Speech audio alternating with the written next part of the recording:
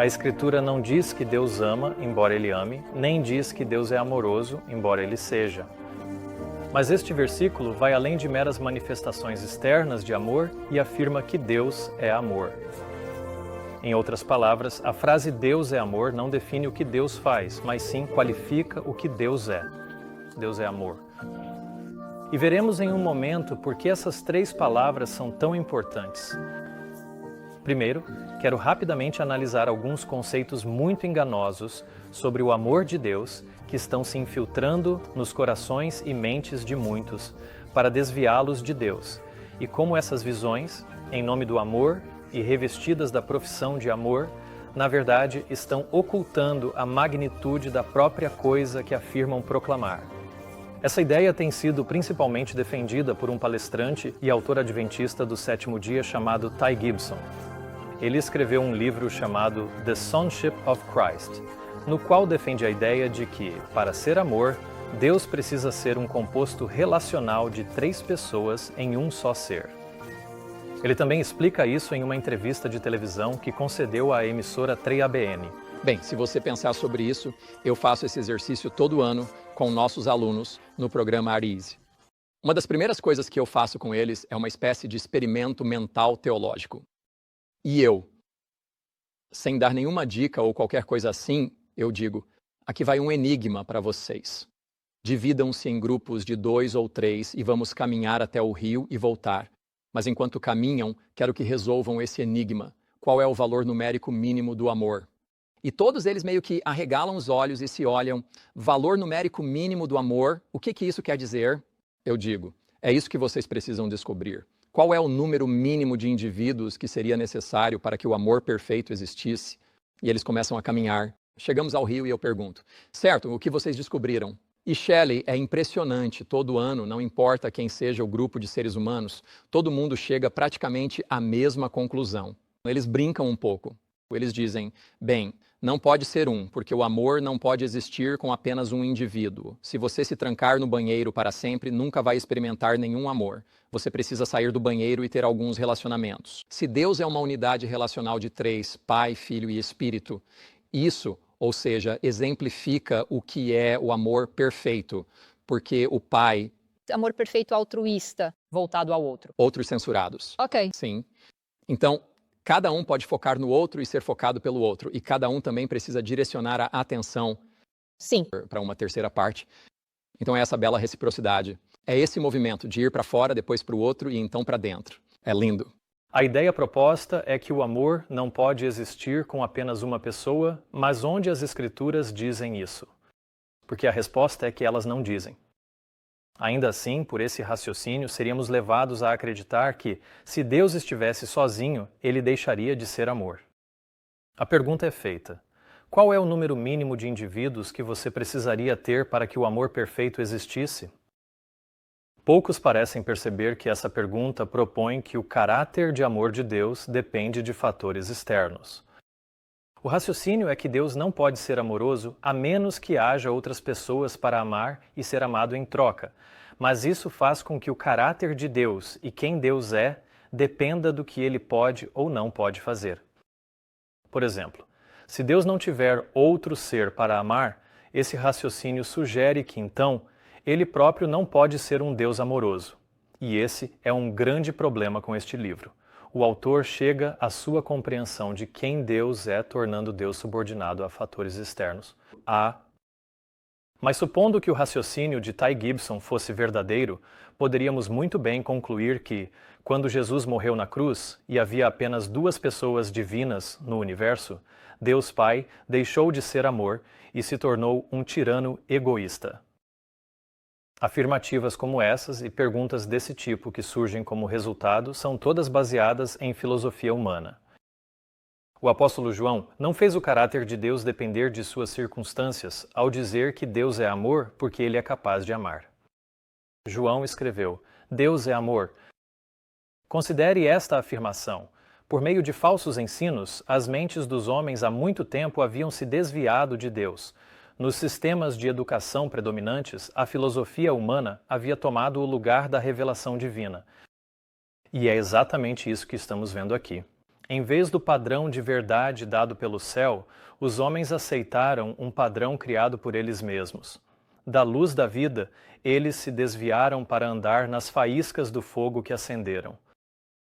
A filosofia humana sempre afastará de Deus porque, por sua própria natureza, não se baseia em um assim diz o Senhor.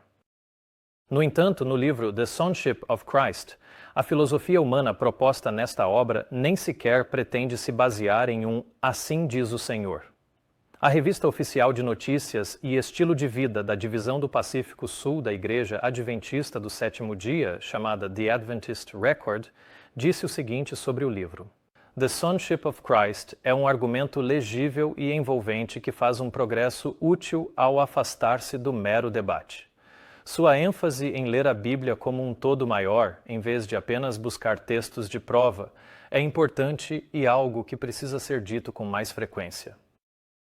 Portanto, eles admitem abertamente que este livro não se baseia em textos de prova das Escrituras, mas o The Adventist Record chama esse afastamento do debate e da busca de textos bíblicos de progresso.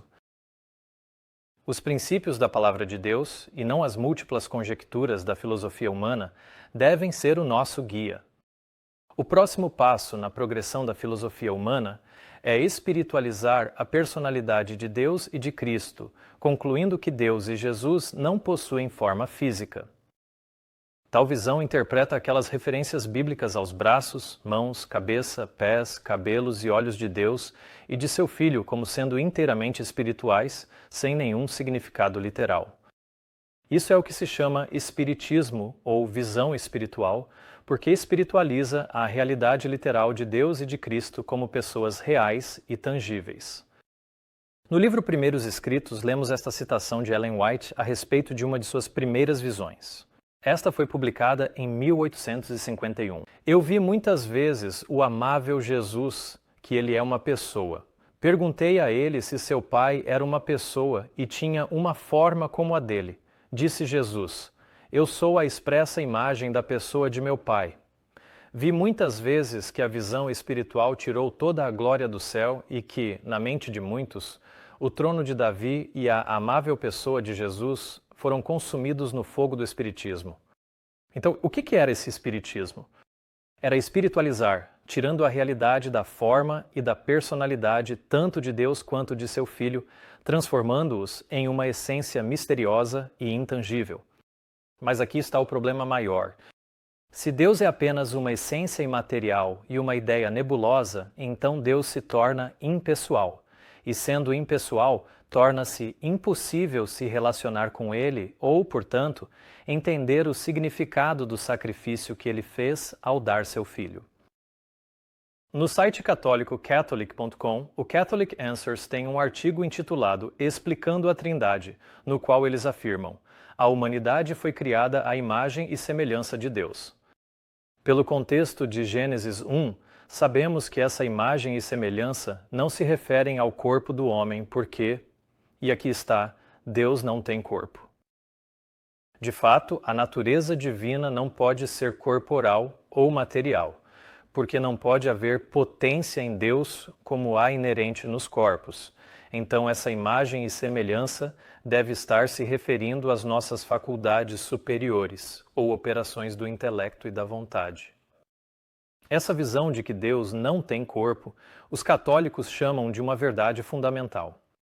No entanto, esse conceito é exatamente a ideia que Ellen White chamou de espiritismo, porque espiritualizava a realidade de um Deus pessoal e de um Filho real como seres relacionáveis e tangíveis, dizendo que isso tirava toda a glória do céu. E o que é a glória de Deus? É o seu caráter de amor. Como essa visão espiritual de que Deus não tem corpo rouba de Deus seu caráter de amor? Você verá à medida que continuarmos. O artigo católico continua citando Santo Agostinho e sua explicação do Pai, do Filho e do Espírito Santo como uma trindade. Eles dizem: esses três são realidades distintas, falando em termos relacionais. Assim como o meu próprio ser, conhecer e querer são três realidades distintas em mim. No entanto, tanto em Deus quanto no homem, essas três realidades relacionalmente distintas subsistem em um só ser. Então, esses três, o Pai, o Filho e o Espírito Santo, são realidades relacionais distintas entre si, mas subsistem em um só ser. Isso soa familiar? Deus é uma unidade relacional de três: Pai, Filho e Espírito. Mas quando dizemos um três extremo, acreditamos que três pessoas divinas equivalem a Sim, um ser divino. isso mesmo. Como você pode ver, a visão espiritual que está na raiz da doutrina da Trindade, a mesma visão que consumiu a adorável pessoa de Jesus no fogo do Espiritismo, cresceu como um câncer maligno, estendendo seus tentáculos venenosos até mesmo as crenças fundamentais da Igreja Adventista do Sétimo Dia. Quero compartilhar algumas citações com você de alguns adventistas do sétimo dia importantes, mas quero que você veja que essas declarações vêm de pessoas nos escalões mais altos da igreja. Quero que você perceba que os sentimentos nessas declarações não são opiniões de um ou dois indivíduos, mas refletem o ensino e entendimento oficial de toda a denominação. E para provar isso, quero que você entenda o que é o Instituto de Pesquisa Bíblica Adventista do Sétimo Dia. Eles afirmam em seu site: o Instituto de Pesquisa Bíblica foi estabelecido por ação do Comitê da Associação Geral em 1975. As raízes históricas do Instituto remontam ao Comitê de Literatura de Defesa, criado em 1943, e ao Comitê de Estudo e Pesquisa Bíblica, estabelecido em 1952. Em resumo, eles dizem sobre o Instituto de Pesquisa Bíblica que ele é composto por vários teólogos adventistas e funcionários que trabalham na sede mundial da Igreja Adventista do Sétimo Dia. Então, o Instituto de Pesquisa Bíblica, ou BRI para abreviar, afirma que existe para fazer o seguinte: avançar o estudo e a prática da teologia e do estilo de vida adventista conforme entendido pela Igreja Mundial. Eles também existem para fornecer conhecimento teológico e recursos para a administração e os departamentos da Associação Geral e da Igreja Mundial. É importante que eu compartilhe isso porque você precisa entender que o trabalho do BRI é sustentar e explicar as doutrinas oficiais mantidas pela denominação adventista do Sétimo Dia, a Igreja Mundial. Fui informado por um evangelista adventista bem conhecido, que assumiu para si a missão de defender e proclamar a Trindade, que o Instituto de Pesquisa Bíblica é apenas um pequeno grupo de pessoas que não representa a Igreja Mundial. Ele disse isso para desacreditar as declarações que compartilhei com ele, porque sabe que não compartilha das mesmas crenças do BRI. Ele não queria reconhecer que o BRI está, na verdade, falando em nome da Igreja Mundial. Da mesma forma, muitos adventistas do sétimo dia também estão sob o mesmo engano, pensando que a denominação acredita como eles, que Deus e Jesus são pessoas reais com uma forma real, quando na realidade a denominação não acredita nisso. Este livro, o manual da série de comentários e referências da teologia adventista do sétimo dia, foi publicado pela Review and Herald Publishing Association. E quem? A Conferência Geral dos Adventistas do Sétimo Dia. Esse é o quartel-general da Igreja Mundial. Sob o título de editores, estão muitos líderes conhecidos da Igreja, historiadores e estudiosos, incluindo os nomes listados que eram os diretores do BRI na época. E então o comitê do Instituto de Pesquisa Bíblica incluiu mais 66 estudiosos, teólogos, historiadores e líderes da Igreja, incluindo o ex-presidente da Conferência Geral, Robert S. Falkenberg, e o atual presidente da Conferência Geral da denominação, Ted Wilson. Então, mais uma vez, essas pessoas não são um pequeno grupo que não representa a Igreja. Eles são, de fato, o porta-voz da Igreja Mundial, e este Manual de Teologia Adventista do Sétimo Dia é o documento que explica as posições doutrinárias oficiais da denominação.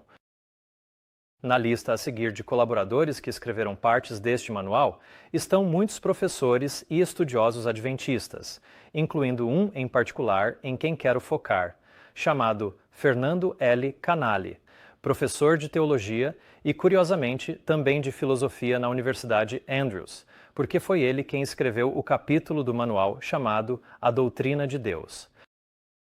Dito tudo isso, agora considere cuidadosamente as próximas declarações feitas neste documento E entenda que este é o ensinamento oficial da denominação mundial da Igreja Adventista do Sétimo Dia. Diz, em referência a Deus, em si mesmo ele é real e tem uma forma. No entanto, essa realidade e forma divinas superam completamente a realidade e a capacidade de compreensão das mais elevadas inteligências criadas. Portanto, a crença é que Deus tem uma forma. Se eles parassem aí, estaria correto, mas o texto continua e muda de direção, dizendo que a forma de Deus supera a capacidade e compreensão das mais elevadas inteligências criadas. Em outras palavras, Deus tem uma forma, mas você não pode entender qual é. Sem dúvida, não podemos compreender de que material é feita a forma de Deus ou qual é sua natureza, mas o que podemos saber é que a forma de Deus é semelhante à nossa em estrutura. Deus tem cabeça, olhos, boca, narinas, braços, corpo, pernas e pés, etc. Pois o homem foi feito à sua imagem, não apenas moralmente, mas também fisicamente. Pois no princípio, o homem foi criado à semelhança de Deus, não apenas em caráter, mas também em forma e aparência. Se pudermos compreender a nossa forma, então podemos entender que Deus tem uma forma como a nossa, já que fomos criados à semelhança de Deus, inclusive em forma e aparência. Mas ao dizer que a forma de Deus ultrapassa a capacidade de compreensão, isso afasta a mente dessa realidade pessoal e relacionável de Deus e, em vez disso, leva a pensar em Deus como algum tipo de entidade abstrata, como se ele não tivesse forma alguma. O Sr. Canale aprofunda sua explicação sobre a forma de Deus ao falar dos antropomorfismos bíblicos. Agora, antropomorfismo é definido como uma interpretação do que não é humano ou pessoal em termos de características humanas ou pessoais. Em outras palavras, atribuir características humanas a algo, como falar dos braços de uma cadeira ou das pernas de uma mesa. O antropomorfismo atribui atributos humanos ou pessoais a algo que não é humano ou não é uma pessoa. Agora, observe como Fernando Canale utiliza isso em referência a Deus. Ele diz que, nos antropomorfismos bíblicos, Deus revela o que ele é e o que pode fazer em termos de realidades humanas. Por exemplo, quando Deus diz que tem um braço, ele não quer dizer que possui exatamente ou de forma unívoca o que chamamos de braço. A expressão significa que a realidade de Deus é capaz de realizar tudo o que pode ser feito por um braço humano e infinitamente mais. Não podemos conceber ou imaginar a estrutura real da realidade de Deus que lhe permite realizar esses atos. Quando se diz a expressão significa, o Sr. Canale está nos dizendo que as referências às partes do corpo de Deus são expressões simbólicas, mas não devem ser entendidas literalmente. Muitas referências ao corpo de Deus são bastante literais, como quando Deus disse a Moisés: "E tirarei a minha mão, e tu verás as minhas costas, mas a minha face não se verá."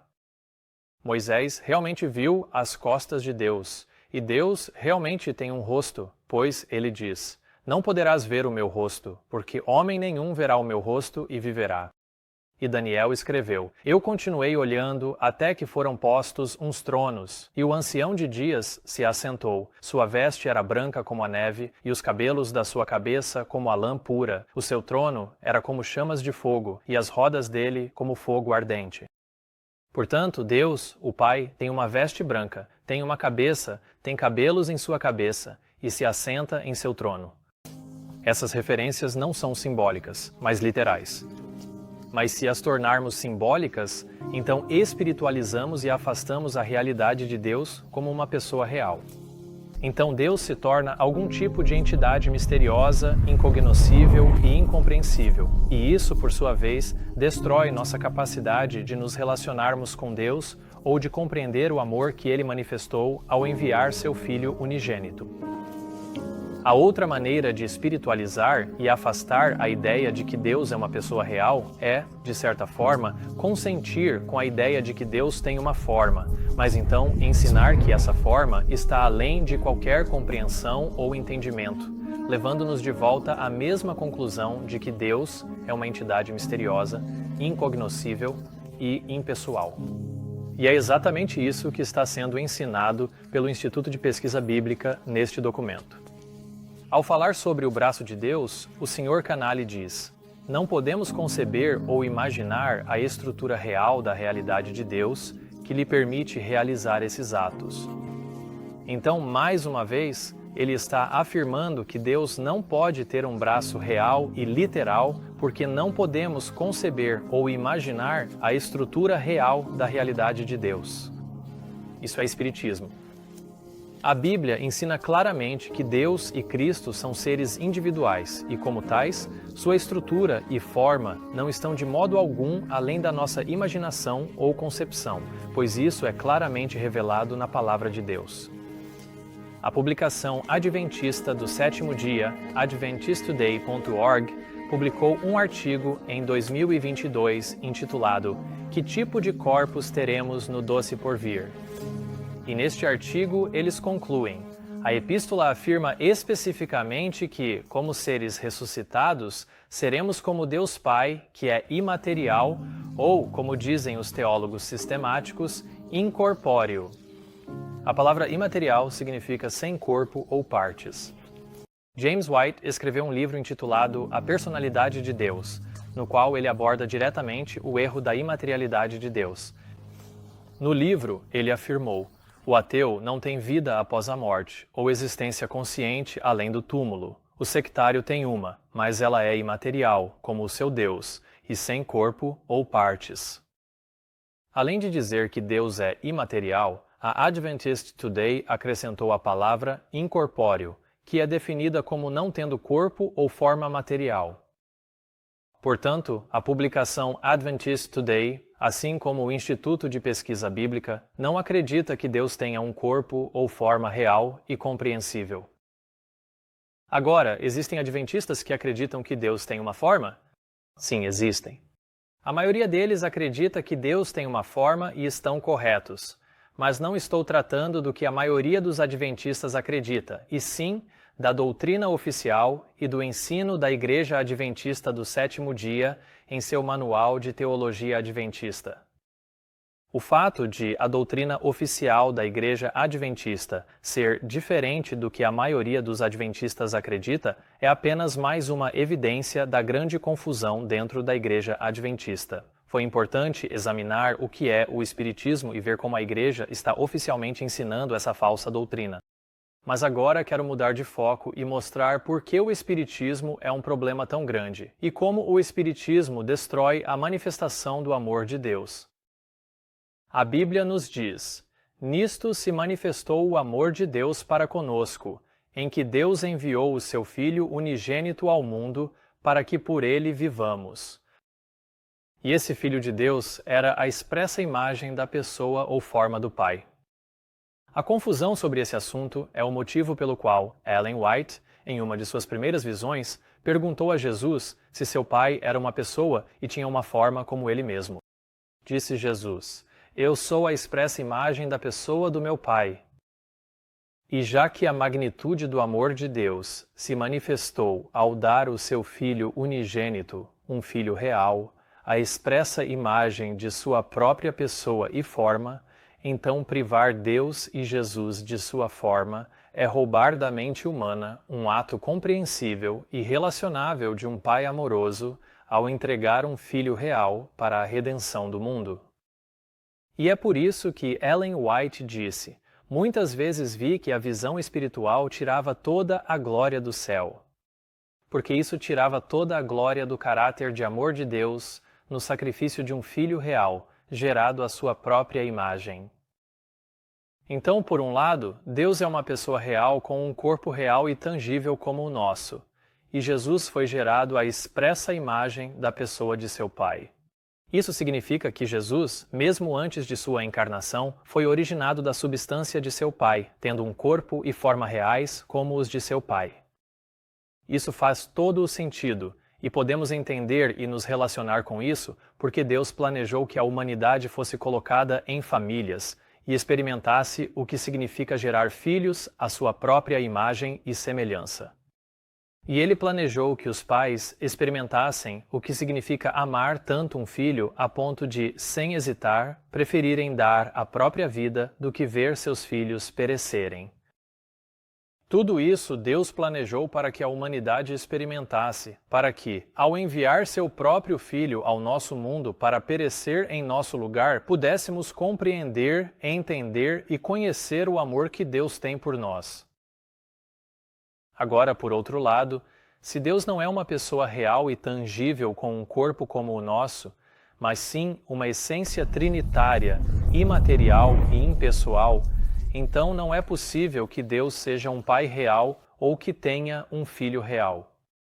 Também não é possível que a humanidade se relacione com o sacrifício de Deus ou compreenda a manifestação de seu amor ao dar um filho, pois Deus não poderia então ser um pai real, nem Jesus um filho real. Então, como a humanidade pode se relacionar com o sacrifício de um Deus nebuloso, impessoal e imaterial, ao enviar um filho imaterial, impessoal e metafórico ao nosso mundo? A manifestação do amor de Deus, que foi projetada para derreter e converter o coração, se perde completamente, pois a humanidade não pode se relacionar com ela nem compreendê-la. E é por isso que esse assunto da imaterialidade de Deus, que é a base da doutrina da Trindade, absolutamente aniquila e destrói a maior manifestação do caráter do amor de Deus, conhecida pelo homem. Então, qual visão está correta? A irmã White pode responder: o raciocínio de que Deus não é um ser pessoal é extremamente desonroso para ele. Não devemos ter nenhuma controvérsia sobre esse assunto. E assim está resolvido. Abandonemos todas essas doutrinas e ideias de que Deus é imaterial, sem corpo e partes, ou que Ele é incompreensível, para que não desonremos nosso Criador. James White compartilhou o que os adventistas do sétimo dia costumavam acreditar, dizendo: o que é Deus? Ele é uma inteligência material e organizada, possuindo tanto corpo quanto partes. O homem é a sua imagem. Quem é Jesus Cristo? Ele é o Filho de Deus e é semelhante ao seu Pai, sendo o resplendor da glória de seu Pai e a expressa imagem de sua pessoa. Ele é uma inteligência material com corpo, partes e paixões, possuindo carne imortal e ossos imortais. Aqui, James White apresenta a simples conclusão bíblica e lógica de que, assim como o Pai é um ser pessoal e espiritual com corpo e partes, o Filho, que é a expressa imagem da pessoa ou forma do Pai, também teria corpo e partes. A compreensão, portanto, que temos a respeito do Pai formará nossa compreensão a respeito do Filho. Se os cristãos de hoje sustentam que Deus não tem forma literal, corpo ou partes, então, logicamente, chegarão à mesma conclusão a respeito do Filho de Deus, de que ele não é um filho literal, porque Deus não pode ser um pai literal, assim privando a humanidade da grande manifestação do amor de Deus, que foi planejada para converter o pecador e redimi-lo do pecado.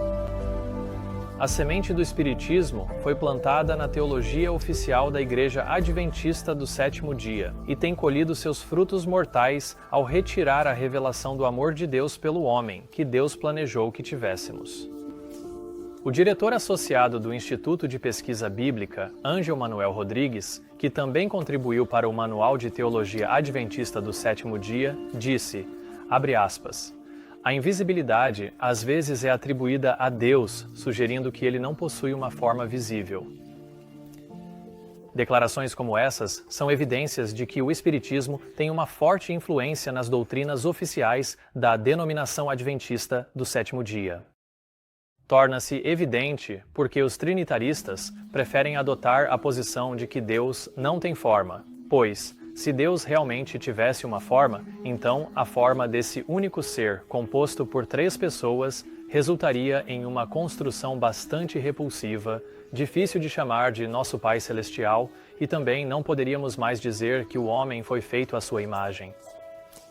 Enquanto Ellen White advertiu claramente o povo de Deus contra a adoção da visão espiritual, e James White também falou abertamente sobre as consequências de aceitá-la, ele escreveu no mesmo ano da visão de Ellen, em 1851. se nos dermos ao luxo de dizer que não há uma arca literal contendo os 10 mandamentos no céu, podemos dar apenas mais um passo e negar a cidade literal e o Filho literal de Deus. Certamente, os adventistas não deveriam escolher a visão espiritual em vez daquela que apresentamos. Não vemos nenhum meio termo a ser tomado. Então, o que a visão espiritual nega? Ela nega o Filho literal de Deus, e esta é exatamente a posição que a Igreja Adventista do Sétimo Dia está ensinando hoje.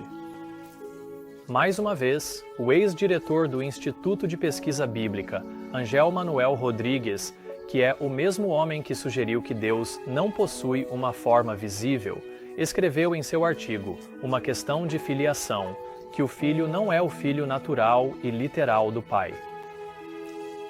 Outro teólogo do Instituto de Pesquisa Bíblica, Gerhard Pfandler, disse: a filiação de Jesus, porém, não é ontológica, ou seja, em relação à sua origem, mas funcional. Ele diz: no plano da salvação, cada membro da Trindade aceitou um papel específico. Recentemente, o Instituto de Pesquisa Bíblica publicou um quadro intitulado Os Princípios Centrais da Trindade, e eles admitem que uma das crenças centrais da Trindade é negar que Jesus seja o Filho literal de Deus, pois eles escrevem em seu cartaz, sob o título Filho de Deus, que a palavra filho é uma metáfora, ela não denota a descendência biológica. Então aí está, diretamente das próprias publicações da Igreja, escritas por seus principais teólogos, a doutrina da Trindade, que se tornou a segunda crença fundamental da Igreja em 1980, nega de forma firme e inequívoca a filiação literal de Jesus Cristo, exatamente como Tiago e Ellen White escreveram que aconteceria. O profeta Judas advertiu: pois certos homens se infiltraram dissimuladamente, os quais já antes estavam destinados para este juízo, homens ímpios, que transformam a graça de nosso Deus em libertinagem e negam o único soberano e Senhor, Jesus Cristo. E como eles negariam Deus e Jesus Cristo? Tiago White escreve exatamente como e diz: pois há certos homens ou uma certa classe que negam o único Senhor Deus e nosso Senhor Jesus Cristo. Essa classe não pode ser outra senão aqueles que espiritualizam a existência do Pai e do Filho, deixando de reconhecê-los como duas pessoas distintas, literais e tangíveis. E então ele mostra como isso é feito. Ele continua dizendo: a maneira como os espiritualistas descartaram ou negaram o único Senhor Deus e nosso Senhor Jesus Cristo é, primeiro, usando o antigo credo trinitariano não bíblico. James White está dizendo exatamente o que parece. Ele está dizendo que o aviso profético a respeito daqueles homens ímpios que negam o único Senhor Deus e nosso Senhor Jesus Cristo se aplica diretamente à doutrina da Trindade, porque a Trindade espiritualiza a existência do Pai e do Filho como duas pessoas distintas, literais e tangíveis. Neste ponto, alguns trinitarianos adventistas de hoje podem querer argumentar que não acreditam na Trindade católica, mas sim no que chamam de divindade. Mas não importa como eles chamam o seu Deus 3 em 1, porque seja acreditando que Deus é um único ser composto por 3 pessoas divinas, como os católicos, ou sendo politeístas e escolhendo acreditar em uma divindade que inclui 3 seres divinos, isso não faz diferença. Porque ambas as doutrinas trinitarianas negam de forma igual e explícita que Jesus é o Filho literal de Deus e, portanto, destroem igualmente a manifestação do amor de Deus ao enviar seu verdadeiro e unigênito Filho. Ao negar a filiação de Cristo, todas as versões dos credos trinitarianos negam igualmente a paternidade de Deus e passam a adorar um Deus criado por eles mesmos, o que a Bíblia define como idolatria. Ellen White também compreendeu os avisos de Pedro ao falar sobre aqueles que introduzirão dissimuladamente heresias destruidoras, chegando até a negar o Senhor que os resgatou, e muitos seguirão os seus caminhos perniciosos. Pois Ellen White escreve: Aqui, o apóstolo destacou uma das características marcantes dos mestres espiritualistas. Eles se recusam a reconhecer Cristo como o Filho de Deus. Aos que estão nas igrejas adventistas do sétimo dia, faço este desafio. Para a salvação de suas próprias almas, não se deem por satisfeitos em qualquer organização ou comunhão de igreja que se recuse a reconhecer Cristo como o Filho literal de Deus. A irmã White aplicou 2 Pedro 2:1 sobre negar o Senhor que os resgatou diretamente aos mestres espiritualistas que se recusavam a reconhecer Cristo como o Filho de Deus. É importante entender que ela chamou isso de uma heresia condenável, e isso faria com que o princípio central da doutrina da Trindade, consagrado no credo adventista do sétimo dia das crenças fundamentais, fosse uma heresia condenável. Mas a irmã White não parou por aí. Ela continua dizendo, a respeito de tais mestres, o amado João declara: quem é o mentiroso, senão aquele que nega que Jesus é o Cristo? É o anticristo aquele que nega o Pai e o Filho. Todo aquele que nega o Filho, esse também não tem o Pai. O Espiritismo, ao negar Cristo, nega tanto o Pai quanto o Filho, e a Bíblia o declara como a manifestação do anticristo.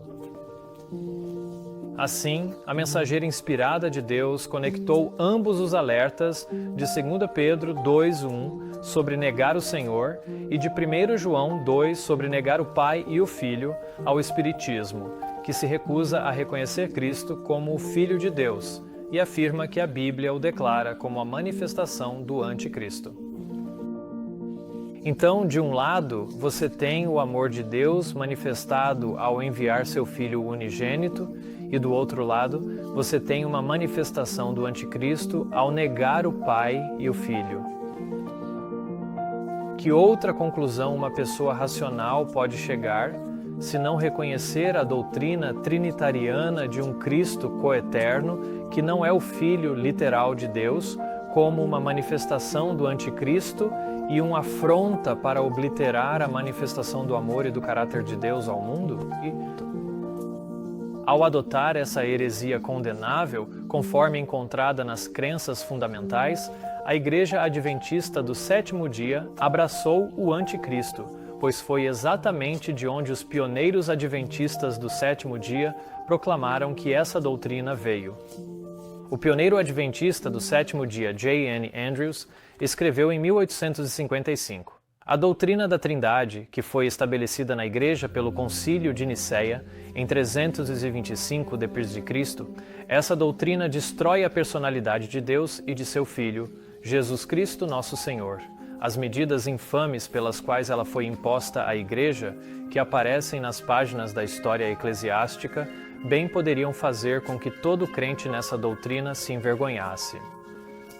Se você não está familiarizado com os massacres sangrentos da Igreja Católica e como a doutrina da Trindade foi aceita por meio do assassinato de todos os seus opositores, você vai querer assistir ao nosso vídeo Estabelecida pela Força.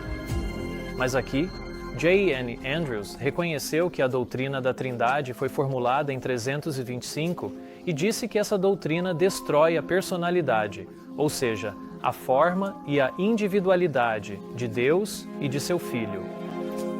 Em 1869, a publicação adventista do sétimo dia Review and Herald escreveu: mas sustentar a doutrina da Trindade não é tanto uma evidência de má intenção, quanto de intoxicação com aquele vinho do qual todas as nações beberam. Portanto, os pioneiros adventistas do sétimo dia reconheceram claramente que a doutrina da Trindade se originou na Igreja Católica, no Concílio de Nicéia em 325 d.C., e entenderam que ela constitui o vinho da Babilônia. Então, o que a Igreja Adventista do sétimo dia pensa sobre isso hoje? Bem, o diretor do Instituto de Pesquisa Bíblica, George Reed, disse no ano 2000, e cito: com relação à sua doutrina de Deus, os adventistas do sétimo dia estão em harmonia com as grandes declarações credais da cristandade, incluindo o Credo dos Apóstolos, Nicéia 325, e a definição adicional de fé referente ao Espírito Santo, alcançada em Constantinopla em 381. Novamente, ao tentar defender sua aceitação da Trindade, muitos adventistas do sétimo dia argumentam enfaticamente que a versão deles da Trindade, conforme definida em suas crenças fundamentais, é diferente da doutrina da Trindade sustentada pela Igreja Católica Romana. E, no entanto, aqui está uma publicação oficial do Instituto de Pesquisa Bíblica da Associação Geral dos Adventistas do Sétimo Dia, dizendo que a Igreja Adventista do Sétimo Dia está em harmonia com as doutrinas teológicas dos credos trinitarianos estabelecidos em 325 e 381 d.C. pelos concílios católicos romanos.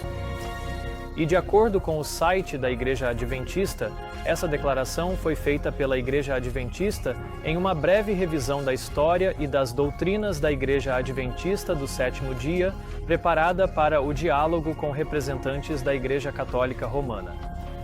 No ano 2000, a Igreja Adventista do Sétimo Dia entrou em diálogo com a Igreja Católica e informou aos representantes da Igreja Católica que os Adventistas do Sétimo Dia estão em harmonia com a doutrina da Trindade, conforme defendida no Credo de Nicéia de 325 d.C. e na definição adicional de fé sobre o Espírito Santo, alcançada em Constantinopla em 381. Como eu disse, a maioria dos adventistas do sétimo dia, no entanto, ainda insiste que sua doutrina da Trindade é diferente da Trindade católica, e isso pode ser verdade, para eles, pessoalmente. Mas no que diz respeito à doutrina oficial da Igreja, a própria Igreja admitiu claramente que está em harmonia com os católicos quanto à doutrina de Deus. A verdadeira Igreja Adventista do sétimo dia, como foi estabelecida por Deus através da instrumentalidade de Ellen White e dos outros pioneiros adventistas, tinha uma visão muito diferente sobre o assunto.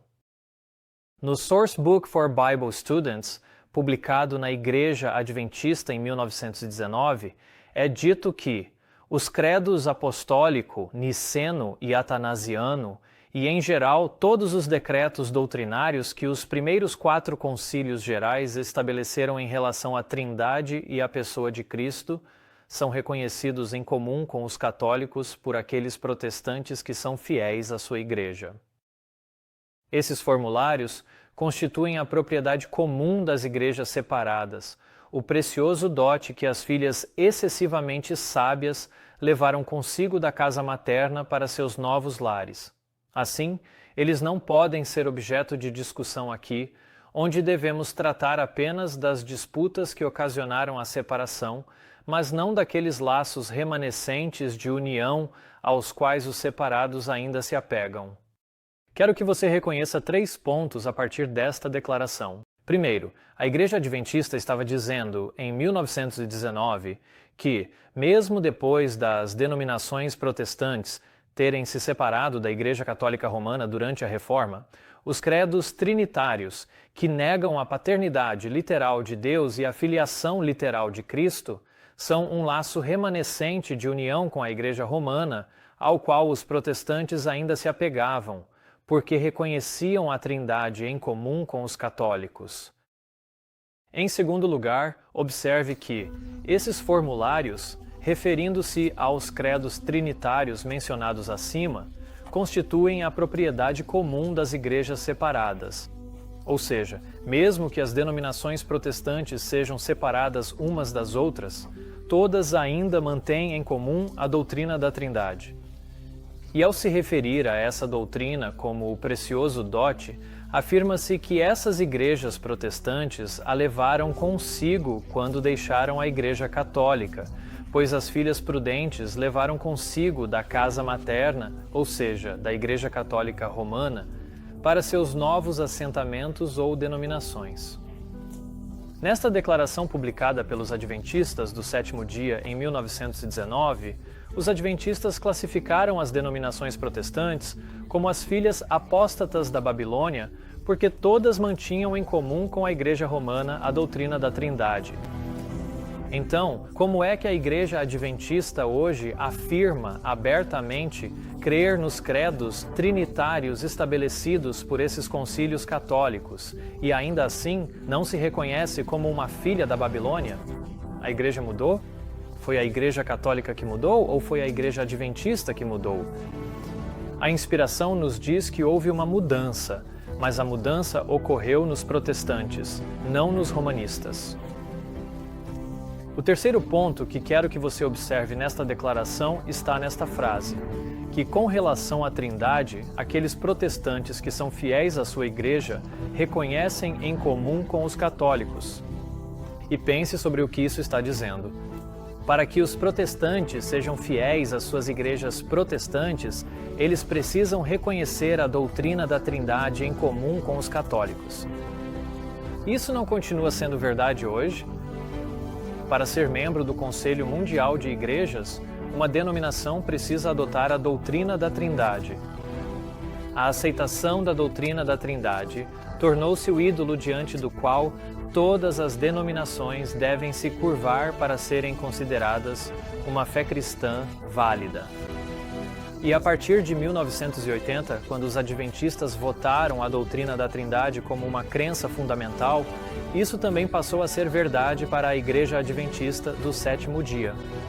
E ainda hoje, para ser considerado um adventista do sétimo dia fiel, é preciso aceitar, professar e reconhecer a Trindade em comum com os católicos. Aqueles que aceitaram que Jesus é realmente o Filho de Deus e rejeitaram a Trindade, podem dizer que não demorou muito para serem evitados, repreendidos e ou eventualmente excluídos da igreja. E agora, para ajudá-lo a entender por que a filiação literal de Jesus Cristo é algo tão importante e como isso se relaciona com a nossa compreensão do amor de Deus e de seu caráter, quero mudar de direção agora e focar no amor de Deus, em como Deus escolheu revelar seu amor, no objetivo que essa revelação de amor pretendia alcançar e em como essa doutrina do anticristo privou a humanidade da plena revelação do amor do Pai ao rebaixar a honra exaltada da filiação literal de Cristo a uma metáfora ou a uma encenação. Lemos em João 3,16: Porque Deus amou o mundo de tal maneira que deu o seu Filho unigênito para que todo aquele que nele crê não pereça, mas tenha a vida eterna. A Bíblia declara que Deus deu o seu Filho unigênito, e para entendermos o que isso significa, vamos analisar a palavra unigênito. Mas, em vez de recorrermos a estudiosos e teólogos ou a dicionários de grego e hebraico para obter definições humanas, vamos olhar para a palavra de Deus e para a forma como a palavra é usada na Bíblia para entender o que Deus quer dizer quando usa a palavra unigênito. Em Eclesiastes capítulo 5, a palavra de Deus diz: Mas essas riquezas perecem por algum trabalho mau, e ele gera um filho, e nada há na sua mão, assim como saiu do ventre de sua mãe.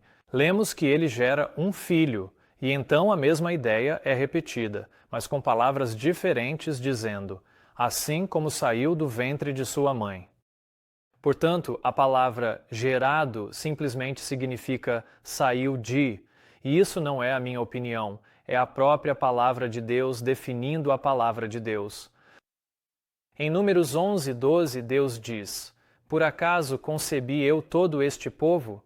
Fui eu que os gerei, para que me digas: leva-os ao teu colo, como o aio leva a criança de peito, à terra que juraste a seus pais? Mais uma vez, a mesma ideia é repetida 2 vezes, mas com palavras diferentes. Deus pergunta: por acaso concebi eu todo este povo? E repetindo a pergunta, ele diz: fui eu que os gerei? Portanto, a palavra gerar é usada por Deus como sinônimo de conceber no contexto de uma criança recém-nascida. Em Gênesis, lemos: E os rebanhos conceberam diante das varas e deram à luz gado listrado, salpicado e malhado. Assim, conceber é usado por Deus aqui para significar a mesma coisa que dar à luz. Então vamos analisar o que temos até agora. Em Eclesiastes, gerar foi usado por Deus para significar sair, e vimos em Números que conceber foi novamente usado por Deus para significar gerar, e em Gênesis que conceber foi usado por Deus para significar dar à luz. Portanto, se a palavra gerar significa sair e conceber significa gerar ou dar à luz, então todas elas têm o mesmo significado. Elas significam a mesma coisa, pois Deus usa os termos de forma intercambiável, até mesmo nos mesmos versículos. Então, o que significa a palavra gerado? Ela significa exatamente o que a palavra de Deus diz que significa. Significa saiu ou foi trazido à existência. O motivo pelo qual insisto nesse ponto não é porque seja difícil de entender, mas porque todo o mundo cristão redefiniu a palavra para significar algo completamente diferente da forma como ela é definida pela Bíblia. Os estudiosos dizem que significa único, ou alguns chegam ao ponto de dizer que significa criado. Mas estou apenas apontando que a forma como eles definem a palavra é inconsistente com a maneira como Deus usa essa palavra. E como cristão, se devo seguir a palavra de Deus, preciso usar e definir a palavra de Deus da mesma forma que ele faz. Em Isaías, lemos: "E dos teus filhos que procederão de ti, que gerarás, eles os levarão, e serão eunucos no palácio do rei da Babilônia." Então, como a palavra gerar é definida neste versículo? Ela é definida como proceder de ti. Portanto, a palavra de Deus define a palavra gerado e seus derivados como trazer à luz, fazer nascer, proceder de, sair de e concebido. Deus não está confuso quanto ao significado das palavras que ele usou, e ele definiu claramente a palavra gerado, já que suas várias formas aparecem na Bíblia 176 vezes. E de forma consistente, elas têm o mesmo significado. Portanto, quando a palavra de Deus diz: "Porque Deus amou o mundo de tal maneira que deu o seu Filho unigênito", ele quis dizer exatamente o que parece, que seu Filho foi trazido à existência a partir dele. E o que Jesus disse: "Pois o próprio Pai vos ama, porque vós me amastes e crestes que saí de Deus, saí do Pai e vim ao mundo." De onde Jesus saiu? De Deus. E é por isso que ele é chamado de Filho de Deus. Isso não é complicado. Uma criança pode entender isso, e as crianças realmente entendem. Mas os sábios deste mundo fizeram de tudo para garantir a todos que a palavra não significa o que Deus disse que significa. Lembre-se de que o ex-diretor do Instituto de Pesquisa Bíblica da Associação Geral dos Adventistas do Sétimo Dia afirmou claramente: "O filho não é o filho natural e literal do Pai. Uma criança natural tem um começo, enquanto dentro da divindade o Filho é eterno." O termo filho é usado de forma metafórica quando aplicado à divindade. Mas o Filho de Deus, vindo de Deus, não é algo metafórico. E como sabemos disso? Porque Jesus e os discípulos entenderam que não era. Vamos olhar novamente para João 16, 27 e 28. Quando Jesus disse: "Eu vim de Deus, eu vim do Pai." E agora veja o contexto. Depois que Jesus se referiu simbolicamente a si mesmo como a videira no capítulo 15 e como o Consolador no capítulo 14, agora ele chega ao capítulo 16 e muda sua forma de falar de simbólica ou alegórica para literal. Pois ele diz no versículo 25: "Estas coisas vos tenho falado por meio de provérbios, mas vem a hora em que não vos falarei mais por provérbios, mas vos falarei claramente sobre o Pai." E logo depois disso é quando ele diz: "Eu saí de Deus, eu vim do Pai." E sabemos que os discípulos entenderam que Jesus agora estava falando literalmente e não simbolicamente, pois lemos logo após Jesus dizer isso: "Seus discípulos lhe disseram: Eis que agora falas claramente e não usas nenhum provérbio, agora estamos certos de que sabes todas as coisas e não precisas que ninguém te pergunte. Por isso cremos que vieste de Deus." E adivinha só? Deus amou o fato de eles acreditarem que Jesus veio dele, pois ele disse: "Porque o próprio Pai vos ama, visto que vós me amastes e crestes que saí de Deus." Portanto, quando lemos que Deus amou o mundo de tal maneira que deu o seu Filho unigênito, e quando lemos as palavras de Jesus, eu saí de Deus, sabemos que tanto Deus quanto Jesus queriam dizer exatamente o que estavam dizendo. Lembre-se, se quisermos compreender a maior revelação do amor e do caráter de Deus que Ele deu à raça humana, é de suma importância entendermos que Cristo foi gerado por Deus, porque foi nisso que se manifestou o amor de Deus por nós, pois Deus enviou seu Filho unigênito ao mundo. Mas agora podemos perguntar, quando? Quando Jesus saiu de Deus? Quando Jesus foi gerado? E a resposta está em Provérbios 8. Neste capítulo, a irmã White revela que Jesus está falando a respeito de si mesmo. Por meio de Salomão, Cristo declarou: "O Senhor me possuiu no princípio de seu caminho, antes de suas obras mais antigas. Fui estabelecido desde a eternidade, desde o princípio, antes de existir a terra. Quando ainda não havia abismos, fui gerado. Quando ainda não havia fontes abundantes de águas. Antes que os montes fossem firmados, antes dos outeiros, fui gerado." Ao falar de sua preexistência, Cristo leva a mente de volta por eras sem data. Ele nos assegura que nunca houve um tempo em que ele não estivesse em íntima comunhão com o Deus eterno. Então, quem Ellen White diz que está falando? É Cristo. E no livro Patriarcas e Profetas, ela novamente faz referência a Provérbios 8 e introduz as Escrituras dizendo: "E o Filho de Deus declara a respeito de si mesmo", e então cita Provérbios 8. Em Provérbios 8, Jesus está falando sobre sua preexistência. E o que significa sua preexistência? Ele está se referindo a um tempo muito antigo, através de eras sem data, antes que a Terra fosse criada. Observe a ênfase no tempo. O Filho de Deus declara a respeito de si mesmo: "Fui estabelecido desde a eternidade, desde o princípio, antes que a terra existisse. Quando não havia abismos, fui gerado, quando não havia fontes abundantes de água. Antes que os montes fossem firmados, antes das colinas, fui gerado, quando ele ainda não tinha feito a terra, nem os campos, nem o princípio do pó do mundo." Nesses 4 versículos, Jesus está nos dizendo duas coisas. Ele está nos dizendo o que aconteceu e está nos dizendo quando aconteceu. Então, o que aconteceu? Jesus diz: "Fui gerado." E os outros 90% desses versículos nos dizem quando Jesus foi gerado. Jesus diz que foi desde a eternidade. E o que significa desde a eternidade? Se você não tem certeza, o significado de desde a eternidade é repetido aqui de nada menos que 8 maneiras diferentes. Desde a eternidade significa desde o princípio ou antes que a Terra existisse. Refere-se a um tempo em que não havia abismos, quando não havia fontes transbordando de água. Desde a eternidade refere-se ao tempo antes que as montanhas fossem firmadas ou antes dos montes, quando ainda ele não havia feito a terra, incluindo os campos ou a parte mais alta do pó do mundo.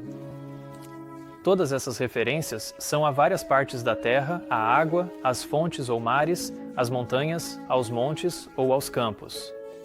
Tudo isso serve para ilustrar de forma abrangente que Jesus foi gerado antes que a terra fosse criada, quando ainda ele não havia feito a terra. Desde a eternidade é repetido aqui de nada menos que 7 maneiras diferentes, porque Deus não queria que ficássemos confusos. Ele quer que entendamos claramente que Jesus foi gerado ou originado de Deus antes que a terra fosse criada, e é isso que significa desde a eternidade. No entanto, os evangelistas trinitaristas que não acreditam que Jesus foi gerado precisam distorcer o contexto para que ele não se aplique a Jesus de forma alguma. Algumas pessoas recorrem a Provérbios 8, e se você olhar em Provérbios 8 e Provérbios 9, há um solilóquio que Salomão faz ali sobre a sabedoria. É um poema lindo sobre a sabedoria. A sabedoria clama: "Ouçam a minha voz", e segue falando sobre a sabedoria. E mais ou menos 1/3 do capítulo diz: "Eu estava com ele no princípio, fui gerada." E eles dizem: foi quando Deus criou Jesus bem no início. Mas não está falando de Jesus de forma alguma. Tudo ali está falando sobre a sabedoria. Então você vai para o capítulo 9, novamente fala sobre sabedoria e usa poesia ali, não fala de Jesus de forma alguma. Triste ver um evangelista de destaque tão confuso e induzindo seus membros ao erro, mas é ainda pior quando ele recorre a mentiras para deturpar aqueles que não acreditam na Trindade, ensinando à sua congregação que nós acreditamos que Jesus foi criado. Isso não é verdade. Nós não acreditamos que Jesus foi criado. Ele foi gerado exatamente como as Escrituras declaram que ele foi. A verdade pode ser investigada. A verdade não precisa recorrer a deturpações ou mentiras para se sustentar, mas as falsidades sempre serão o meio de defender doutrinas falsas. A Bíblia King James usa a expressão "trouxe à luz" para se referir ao nascimento de Cristo, mas a Bíblia de Genebra, de 1599, traduzida por estudiosos protestantes, na verdade usa uma palavra diferente. Ela diz: "Quando não havia abismos, fui gerado. Quando não havia fontes abundantes de água, antes que os montes fossem firmados e antes das colinas, fui gerado." Então aí está, diretamente da palavra de Deus. O Filho de Deus declarou sobre si mesmo: "Antes que a terra fosse criada, fui gerado." E de quem Jesus foi gerado ou trazido à existência? Jesus nos diz com as próprias palavras: "Eu saí de Deus, eu vim do Pai." E Jesus não está falando simbolicamente, pois lemos: "Seus discípulos lhe disseram: Eis que agora falas claramente e não usas nenhuma parábola. O Pai eterno, o imutável, deu seu Filho unigênito, arrancou de seu seio aquele que foi feito à expressa imagem de sua pessoa e o enviou à terra para revelar o quanto amava a humanidade." Como Cristo foi gerado? Lemos que ele foi arrancado do seio do Pai. Essa palavra arrancou tem um significado literal ou metafórico? Considere também esta afirmação. Após citar João 3,16, Ellen White acrescenta: "Embora o pecado tenha produzido um abismo entre o homem e seu Deus, a benevolência divina providenciou um plano para preencher esse abismo." E que material ele usou? Uma parte de si mesmo. Deus usou um material para preencher o abismo entre Deus e o homem, e esse material era uma parte de si mesmo. A parte de si mesmo que foi gerada ou trazida à existência por ele foi o seu Filho unigênito. Não criado, mas gerado, e há absolutamente uma diferença. Uma oferta completa foi feita, porque Deus amou o mundo de tal maneira que deu o seu Filho unigênito. Não um filho por criação, como foram os anjos, nem um filho por adoção, como o pecador perdoado, mas um filho gerado à expressa imagem da pessoa do Pai e em todo o esplendor de sua majestade e glória, alguém igual a Deus em autoridade, dignidade e perfeição divina. Podemos ver então que até mesmo o profeta afirmou claramente que Jesus foi gerado e que gerado não significa criado? E eu tenho meus amigos antitrinitarianos, e há pessoas boas entre eles. Eu não quero ser indelicado, mas eles dizem: "Bem, não, ele não foi criado, ele foi gerado."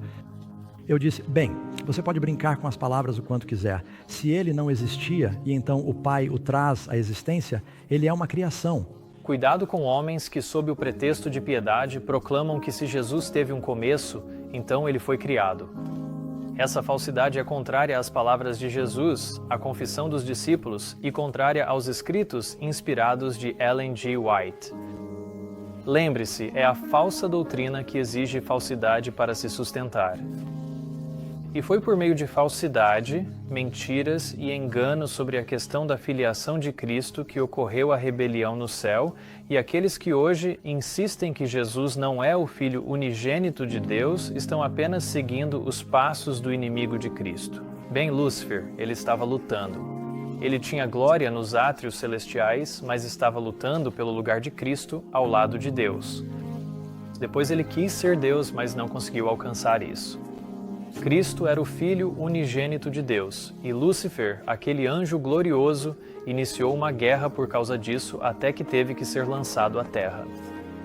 Mas vamos mais fundo e fazer a pergunta: por quê? Por que a questão da filiação de Cristo é tão importante a ponto de Lúcifer iniciar sua rebelião e guerra no céu por causa de Cristo ser o Filho unigênito? Vamos pensar sobre isso por um momento. Deixe a mente voltar ao tempo antes de essa guerra estourar no céu. Somos informados de que Lúcifer tinha glória nos átrios celestiais. Deus disse a Lúcifer: Tu és o selo da perfeição, cheio de sabedoria e perfeito em formosura, e eras perfeito em todos os teus caminhos desde o dia em que foste criado. Mas com toda essa beleza com a qual Lúcifer foi dotado, isso não era suficiente para ele. Não era suficiente porque havia algo mais que ele queria, mas não possuía. Deus descreve a beleza de Lúcifer dizendo: Toda pedra preciosa era a tua cobertura, o sárdio, o topázio, o diamante, o berilo, a ônix, o jaspe, a safira, a esmeralda, o carbúnculo e o ouro. A obra dos teus tamborins e dos teus pífaros foi preparada em ti no dia em que foste criado. Lúcifer era o ser mais belo que Deus havia criado. Então, o que era que Lúcifer queria e não tinha? O que ele queria, mas não possuía, era a posição e a honra de um filho, e é por isso que ele almejava o lugar de Cristo ao lado de Deus. Cristo ocupava o lugar de filho porque foi gerado por Deus, e por ter sido gerado por Deus, Cristo possuía a natureza de Deus. Ele era divino, mas Lúcifer não era divino. Ele não possuía a natureza da divindade, pois era um ser criado. Como Deus disse, tu foste criado. E é por isso que nos é dito que ele não podia alcançar isso. Ele não podia obter a posição de filho, porque nenhuma quantidade adicional de pedras preciosas, joias, ouro ou beleza poderia conceder a Lúcifer a posição de filho de Deus. Lúcifer tinha inveja de que Jesus era divino e ele não era. E é por isso que Lúcifer iniciou uma guerra por causa do fato de Cristo ser o Filho unigênito de Deus, pois Cristo era divino porque foi gerado e veio de Deus. A filiação de Jesus, portanto, é a razão da divindade de Jesus. E é por isso que, quando Marta disse, "Eu creio que tu és o Cristo, o Filho de Deus", Ellen White disse que ela confessou sua fé em sua divindade. E é por isso que Satanás odeia o fato de Jesus ser o Filho unigênito, pois isso testifica de sua divindade porque ele é o Filho de Deus. Provavelmente, há poucas coisas no mundo que possam irritar mais Lúcifer do que a expressão Filho unigênito, porque ela serve como uma repreensão ao fundamento de sua guerra contra Deus. Especialmente a palavra único deve ser perturbadora, pois toda vez que ele ouve a palavra único, ele se lembra de que único não o inclui, e que como um ser criado, ele nunca poderá alcançar a posição de um verdadeiro filho.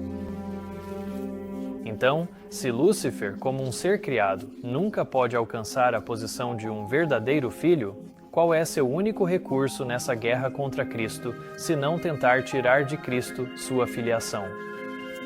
Pois, ao tirar de Cristo sua filiação, ele está, assim, tentando tirar de Cristo sua divindade.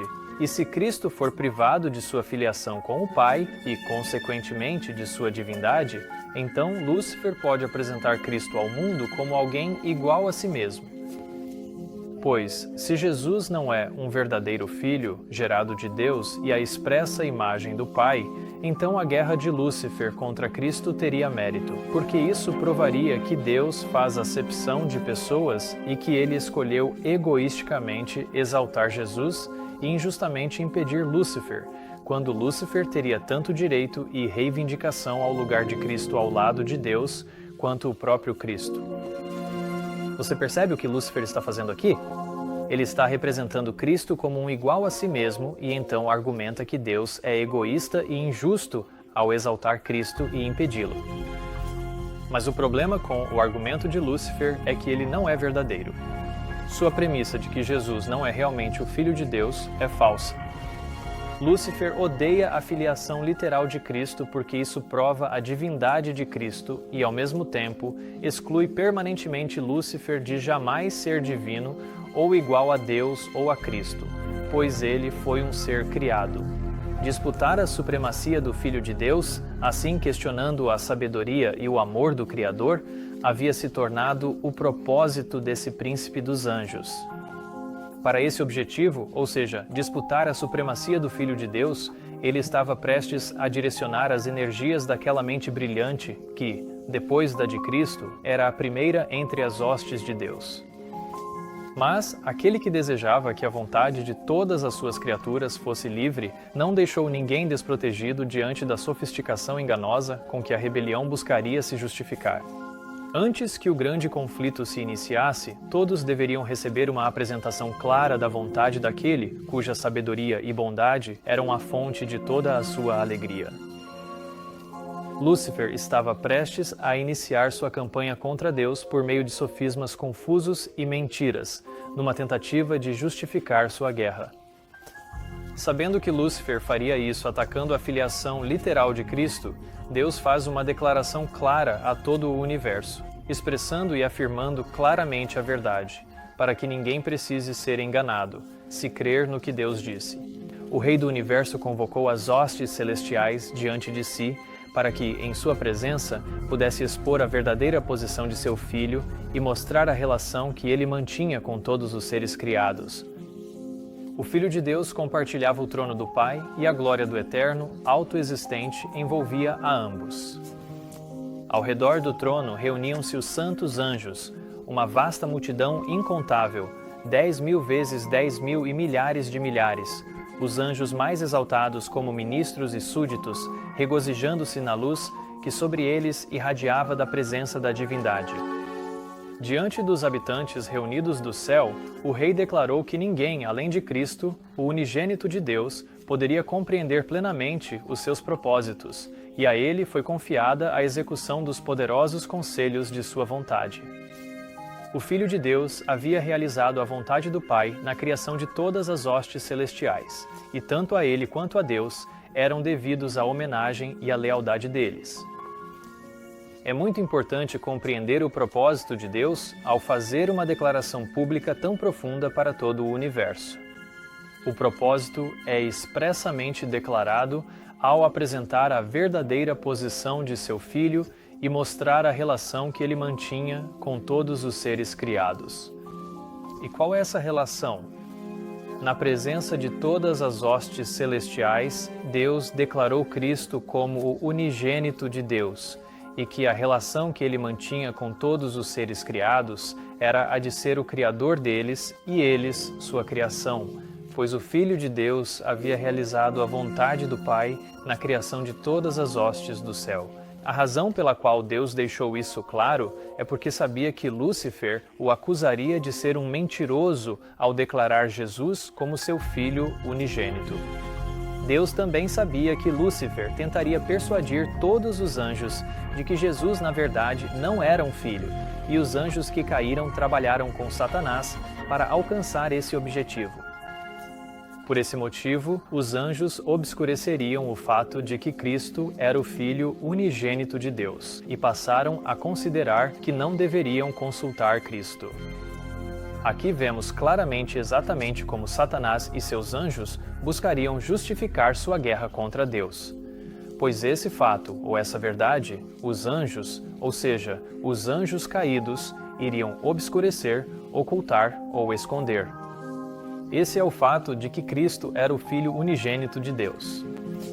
Satanás e seus anjos vão distorcer, deturpar, representar mal as palavras de Deus ao declarar Jesus como seu Filho unigênito, ou até mesmo redefinir a palavra unigênito, ou até removê-la completamente da Bíblia. Qualquer coisa, menos permitir que o leitor compreenda ou veja o amor de Deus manifestado ao dar seu Filho unigênito. É por isso que Deus estabeleceu a verdadeira posição de seu Filho ao declarar Cristo como o unigênito de Deus. Agora você sabe o motivo pelo qual essa questão é tão importante para Lúcifer. É porque o fato de Cristo ser o único Filho unigênito de Deus elimina toda a força do argumento de Lúcifer contra Deus no grande conflito e revela que Lúcifer é, de fato, o pai da mentira. E hoje, no século XXI, Satanás e seus anjos convenceram todo o mundo cristão professante de que Jesus não é literalmente o único Filho unigênito de Deus, enganando-os assim para que se unam a Satanás e seus anjos em sua guerra contra Deus e sua palavra. Enquanto Satanás acusa Deus de ser mentiroso ao declarar que Jesus é seu único Filho unigênito, A palavra de Deus declara o oposto, dizendo: quem é o mentiroso, senão aquele que nega que Jesus é o Cristo? É o anticristo aquele que nega o Pai e o Filho. A guerra de Lúcifer contra a filiação de Cristo não se limita ao fato de ele cobiçar a posição do Filho de Deus. Há outro motivo pelo qual Lúcifer absolutamente odeia que o povo de Deus compreenda que Jesus é, de fato, o único Filho unigênito de Deus, e isso tem tudo a ver com o amor de Deus. Porque, ao enviar seu Filho unigênito, Deus fez o maior sacrifício que poderia fazer, e justamente por ser o maior sacrifício que Deus poderia realizar, foi também a maior demonstração de amor que ele poderia dar. E essa demonstração do amor de Deus, a parte mais importante desta mensagem, é o que vamos explorar na parte 2 de Nisto se manifestou o amor de Deus.